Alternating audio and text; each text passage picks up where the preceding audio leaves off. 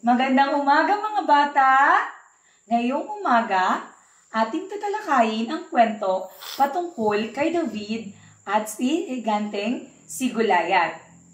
Ito ay kwento mula sa Biblia. Handa na ba kayo mga kids? Opo! Okay, simulan na natin! Si David ay isang batang nabuhay noong unang panahon. Ang kanyang mga magulang ay taga-Belen. Marami silang alagang tupa at baka. Si David ay siyang pinakabata sa 8 magkakapatid.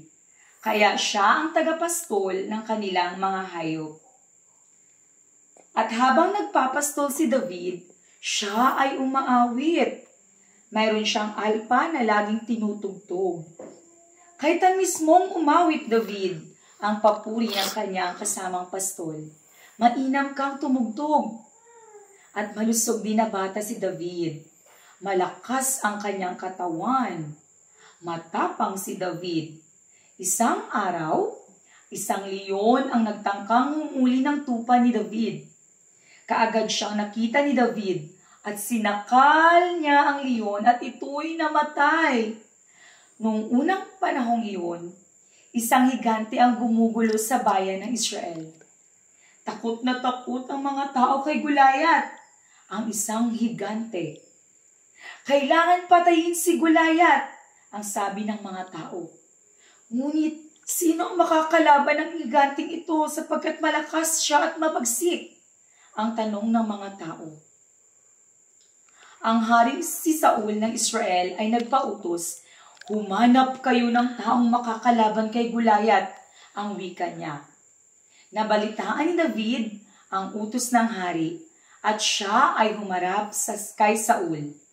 Ang nagtatakang sabi ng hari, ikaw ang papatay sa higante? Isa ka lamang bata. Ang tugon ni David, bata man ako ay hindi natatakot.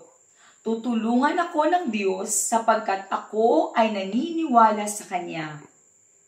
Ikaw ang masusunod ang tugon ng hari. Pagpalain ka nawa ng ating Diyos.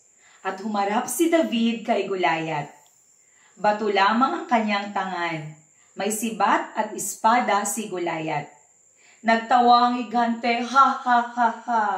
Ako ba ay isang aso na maaaring matakot sa pukol ng bato? Ang tanong ni Goliath. Matapang na sumagot si David, ang Diyos ang bahala sa akin. Humalakak ulit si Goliath, ha ha ha ha. Hindi siya naniniwala sa Diyos. Ipinukol ni David ang bato at tinamaan si Goliath sa kanya. Noo, at nabuwal ang higante at noon din ay namatay. Ganoon na lamang ang tuwa ng mga tao sa Israel. Salamat kay David, ang sigaw ng mga tao. Mabuhay si David, mabuhay ang Diyos ni David. Salamat sa Diyos, tinulungan niya si David. Ito ang sigaw nila. Ang hari ay natuwa sa batang matapang. Dito ka na tumira sa palasyo, sabi ni Saul. Ang sabi niya sa pastol, kailangan ng anak ko ang isang mabuting kaibigan. At doon, nagtatapos ang ating maikling kwento. Maraming salamat mga bata. God bless you!